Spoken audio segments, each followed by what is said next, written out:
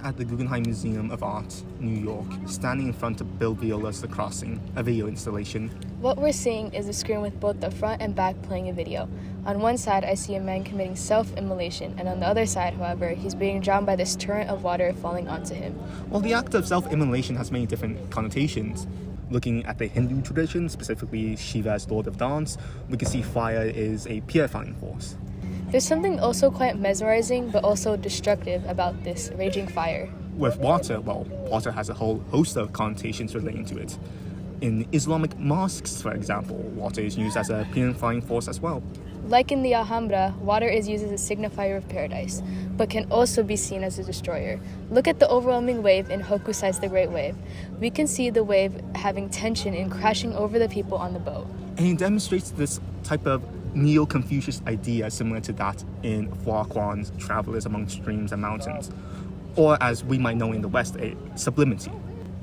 And many different cultures have some sort of flood myth where water rises and destroys everything as well. So there's always this contrast between life and death with both sides. And it's important to note that the videos themselves are over 10 minutes long, and with how the screens are situated, you can't see both videos at the same time. That's right, Viola used a camera that record at 300 frames per second.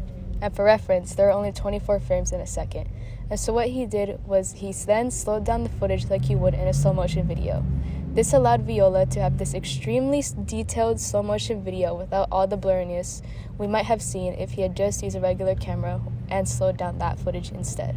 And with all this mention of slow motion, I think Viola also wanted the viewer themselves to experience that stillness of time. Well, just walking here to the museum, it was anything but still. Right, just walking to here, we passed by crowds of people, buildings, flashing advertisements. Maybe even a plane flew above us. Right, and I think it's so interesting that you said a plane might have even flown over us. Something as big and loud as a plane, the fact that that can go unnoticed in our postmodern world is very telling. And it's important to note as well that Viola was or is a major practitioner of Zen Buddhism.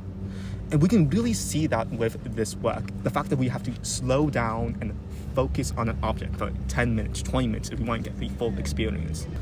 When we move from the busy streets of New York into this quiet, completely black room, we are confronted with this choice, a decision. Do we stare at the video for 10 minutes or not? Here at the Guggenheim Museum, there's so many other interesting and beautiful works of art, but it is the fact that we chose to stand here and look at this video for 10 minutes and then 10 minutes again that I think is really important. And I think this is what allows one to become reborn.